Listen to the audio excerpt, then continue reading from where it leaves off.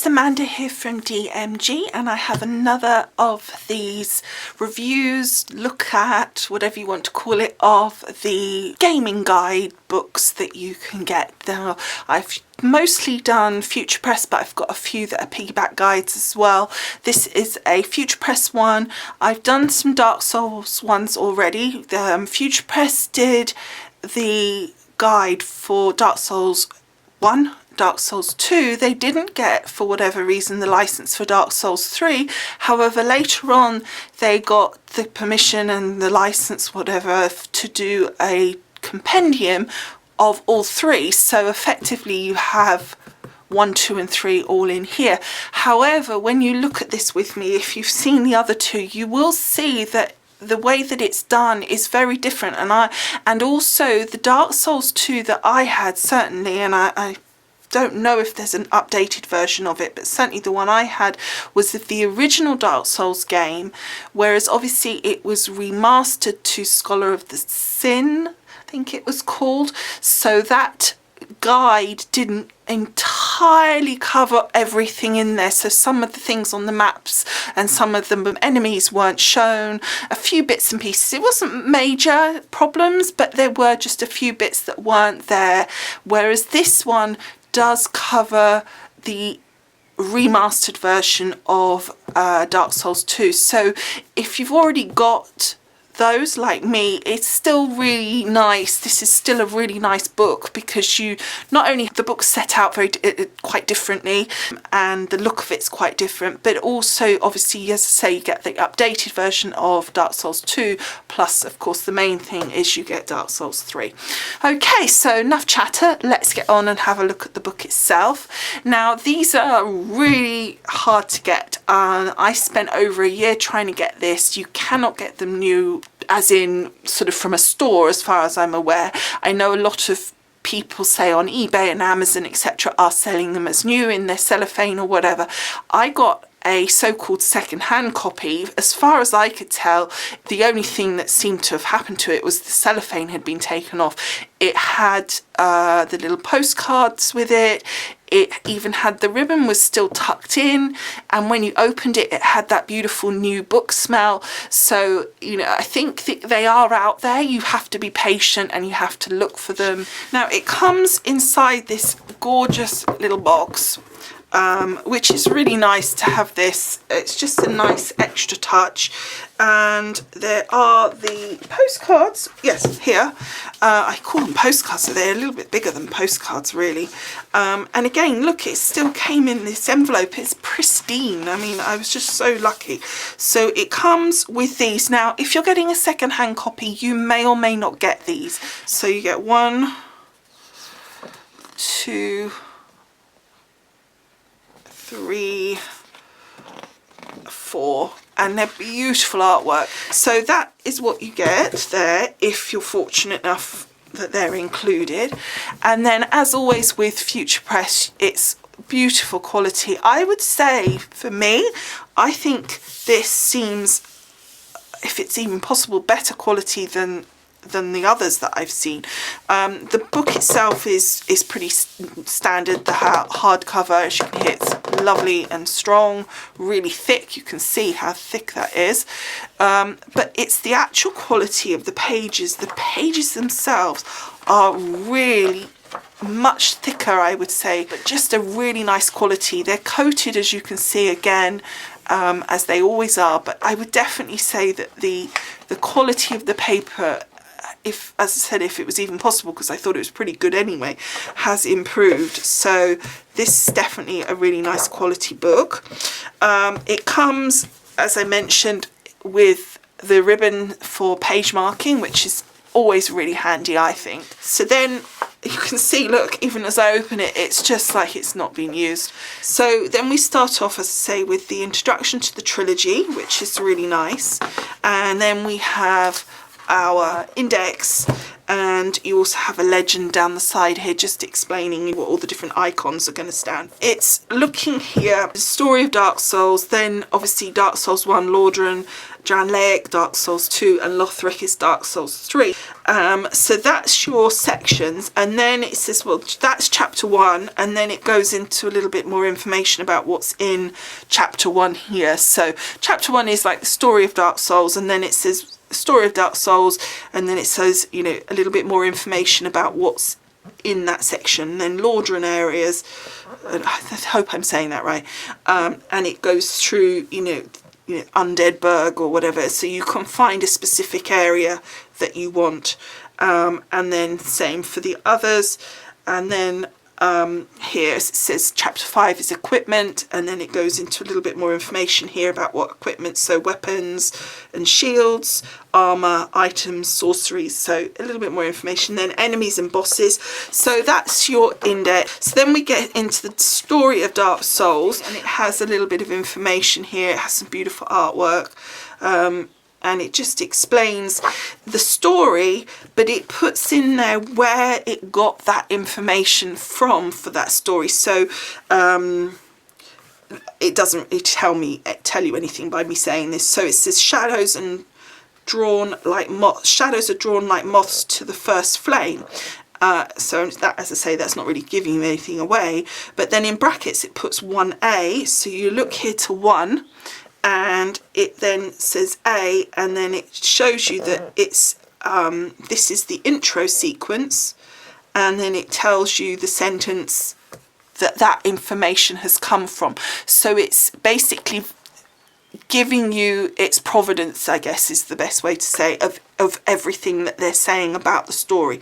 So they're writing out the story, and then they're making it clear exactly where they get that information from. And then you have obviously Dark Souls 2, and then 3 exactly the same. So this is your chapter 1, and then so that was your chapter 1 sort of general kind of story info.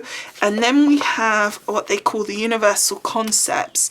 So following section outlines important concepts which appear or are mentioned in all 3 games.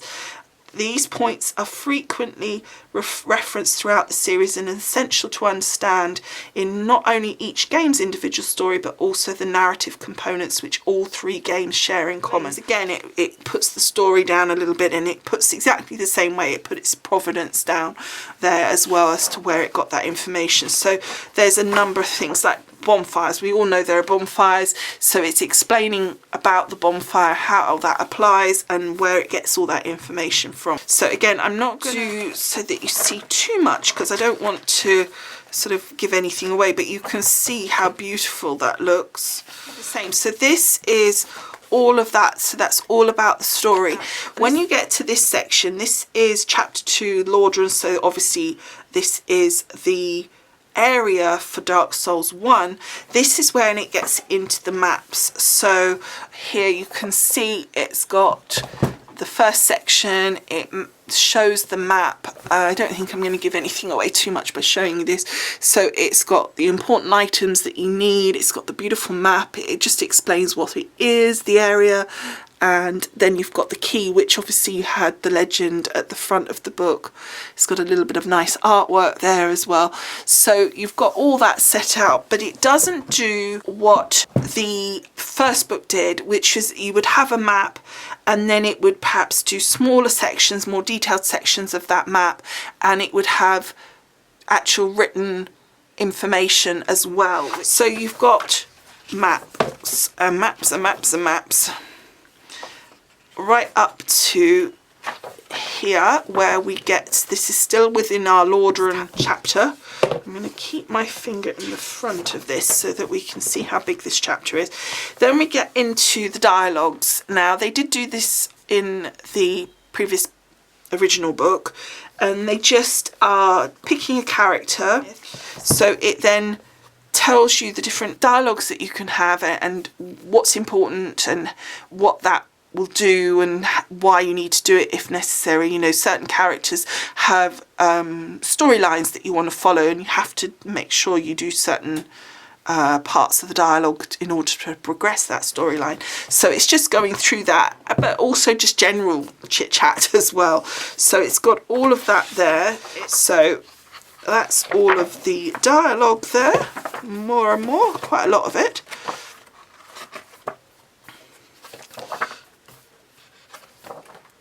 And then that is our Lordran chapter there.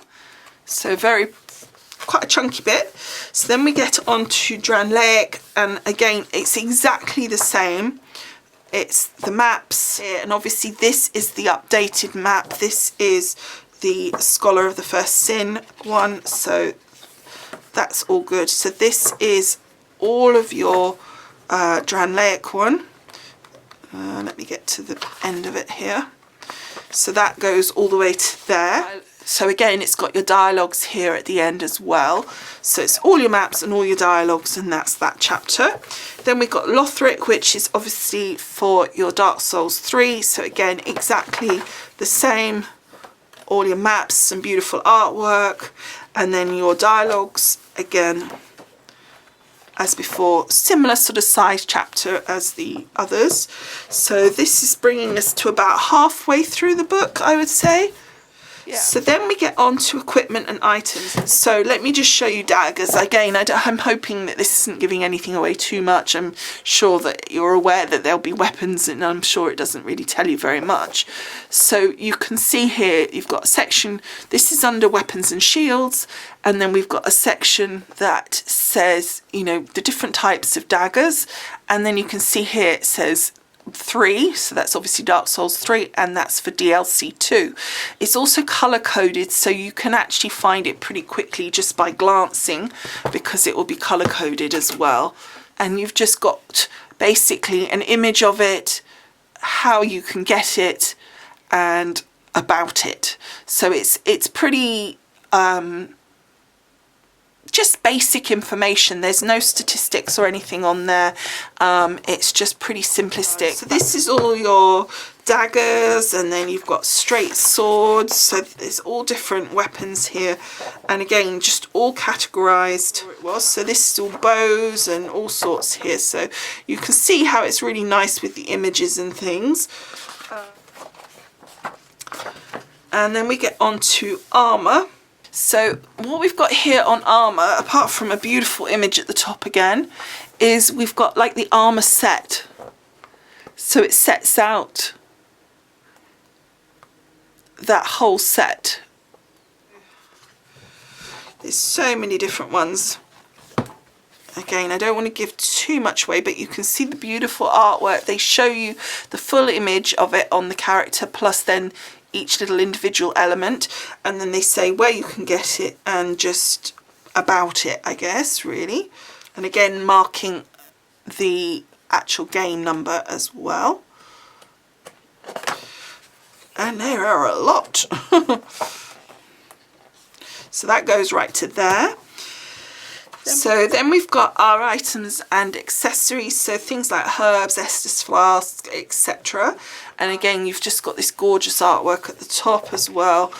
And then you just, as I say, just different items, from soul items to all sorts, really.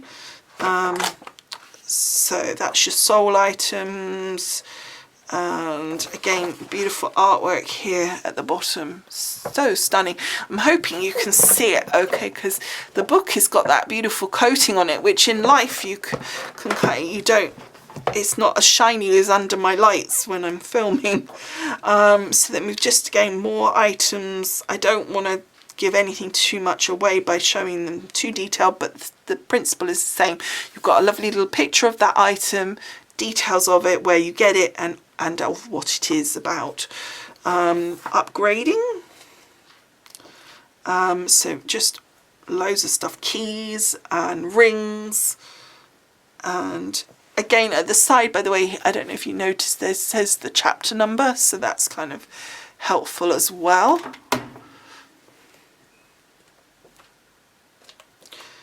And then sorcery, so spells. And look at this beautiful image again. So all your spells, and then all your pyromancy. And again, the same thing about it and where you get it, and obviously also the same again, marking which game it's from, because obviously where you get it will be different even if it's the same. So here we've got 3 great heels. They're exactly the same to look at, although I think this last one looks very slightly different in its imagery, but essentially it's the same. But obviously where you get it is different. It reads very slightly different, because what they're doing is they're putting down what it says about it in the game itself, so what it reads might be slightly different as well. But it's interesting, because obviously maybe as the different games develop, they have added information or they've changed the information slightly, so that's always helpful and interesting to read as well. Then we've got hexes, and then we get to enemies and bosses. Now I'm going to be quite cautious in this chapter because I don't want to give anything too much away here, so we're going to be careful, but we're just going to look at this first page so you can see. So we basically get these gorgeous images here. I just want to see if it's, yeah, it's basically the same. It's not giving you a massive amount of information. It's just saying what your enemies are. However, when you're in the section back here with your maps, you do have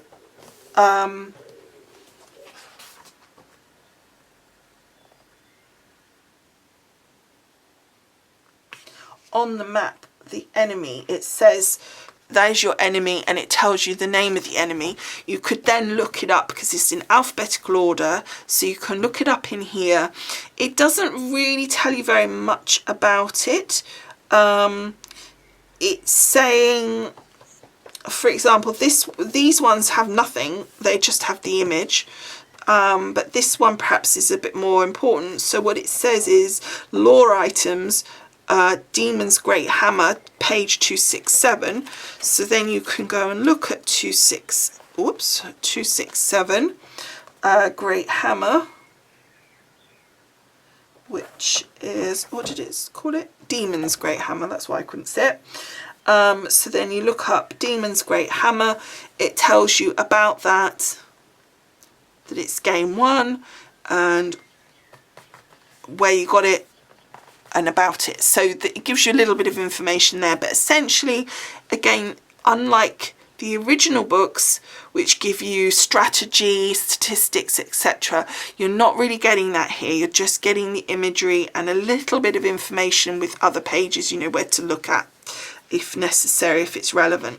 So you've just got, but the artwork again is gorgeous. It's so lovely. I'm just going to really flick quite quickly because I don't want to give anything away too much, but I just think, look, the images on that is so pretty. Well, I'm not sure you can call Dark Souls pretty, but it's just, I just think it's beautiful actually. I mean, I'm sure pretty is not the right word, but beautiful. I think it's incredible artwork. So you've got all of those, and as I say, it doesn't really tell you very much about them. It just gives you those sort of references that you can go to, and then you have the main index here at the back, which is reasonably extensive. Quite often with the smaller books you obviously only get a couple of pages, but with this you get 3 or 4, so that's quite nice as well. So that is the end of the book, and then just at the back you have, of course, the bonfire, and on the front you just got this lovely image of the 3 different characters that represent each of the knights from the 3 games, which is nice. And you have the same thing on the front here, but it's just in like a gold, which is really, really nice as well.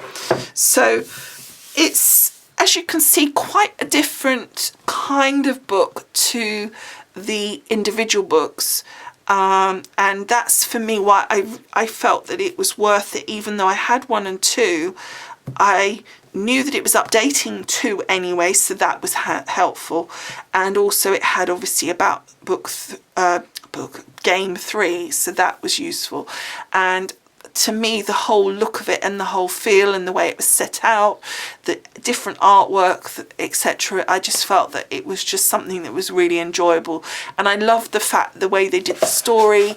Again, I know they do that in some of the other books as well, the way they kind of write about it a bit, but I just felt it was just generally done a bit differently, and so I just thought it was a really nice book, and I definitely was not disappointed when I received it. I really liked the look of it inside, I liked the content, and the actual quality of the book is exceptional, and I love the fact this cover, everything about it, it's just typical Future Press to me.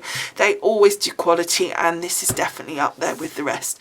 So I hope you found it helpful and enjoyable taking a look at the content, because I know that sometimes you just don't know what's in them and whether it's something that you want to do, especially if you've already invested in 1 and 2. You might think, well, is it worth getting it? Because am I just getting, basically they're doing book 1, book 2, putting it together and then just adding a book 3 to it.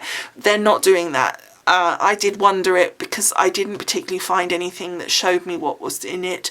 So I did wonder if that's kind of what I'd end up with, was just basically repeats of the identical, basically just completely repeating book 1 and 2, smushing it together as part of 2/3 of this book, and then just doing a whole new section for book 3, game 3. Gosh, I keep saying book, don't I? For game 3, but that isn't the case. It really is completely redone in the way that they've set it out, the way that the maps are updated, etc. So I think it's definitely a good book. If you haven't got any, then I would definitely recommend this. If you didn't want a lot of detail of stats and stuff, and also, like as I said, with the maps for each game, with the originals, if you take a look at my other videos, you'll see that it has like a written section, a quite extensive written section for each section of the game, whereas here you just get that 1 or maybe 2 pages with the map on it. So it's again a very different feel, and I actually like having both. I now have got this book and book 2 because I'm playing game 2, and I'm using both of them at the same time when I'm playing the game. So anyway, I hope you've enjoyed. I hope you found it helpful. I'd love to hear what you have to say, and if you've got this, how you found it, whether you enjoyed it, let me know. I'd be interested to hear your comments. Thank you so much for watching, and I will see you again soon. Bye for now. Bye.